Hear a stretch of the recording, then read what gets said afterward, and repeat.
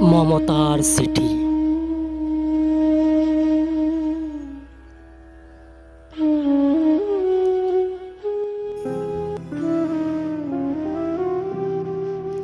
মৰমৰ, এয়া মম এডাল জ্বলাই লৈছোঁ।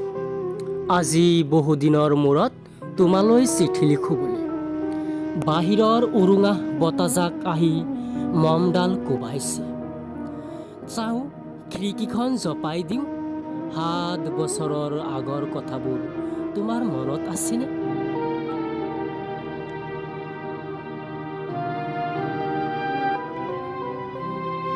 আমি যে নতুন জীৱনটোৰ পাতনি মেলিছিলোঁ।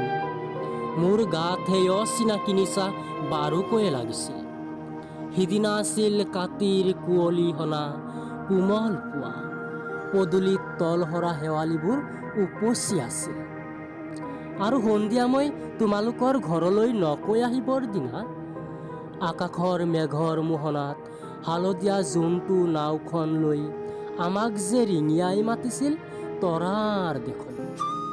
মই লোৱা কঁকালৰ ৰিহাখনলৈ তুমি বাৰু তেনেকৈ কিয় একেথৰে চাইছিলা? মোৰ কেনে লাগিছিল জানা?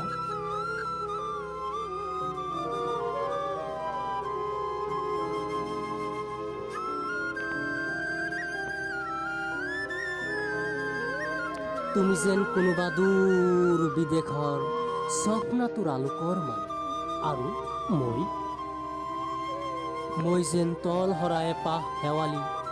সেইদিনা মন সাগৰত মোৰ এৰি অহা আৰু আহি পোৱা অলেখ ঢৌৰ কঁপনি জাগিছিল। তোমাৰ জানো এইবোৰ কথা মনত নাই?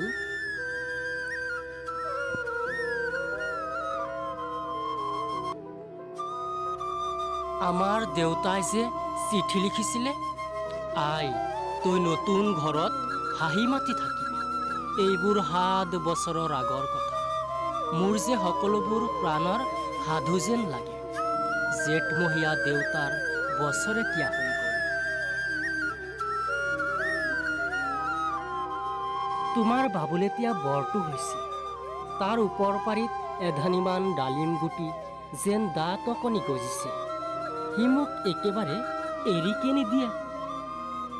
কেতিয়াবা মোৰ যে ইমান খং উঠে। তুমি নাই নহয় সেইকাৰণে।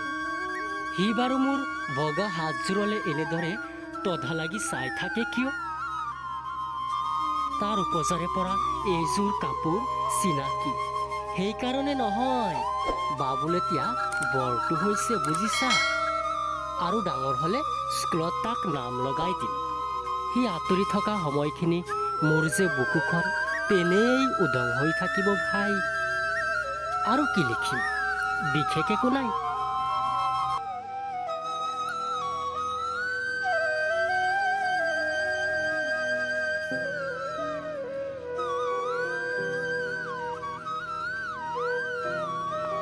মোৰে শপত, তুমি যিদিনা উলটি আহিবা মোক আগতীয়াকৈ জনাবা দেই।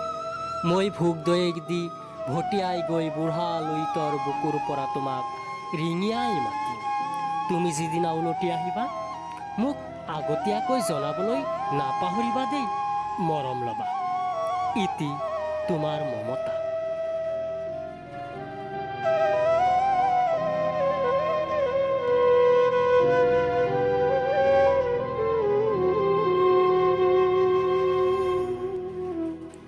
পুনৰ এইবাৰ বুজিছা?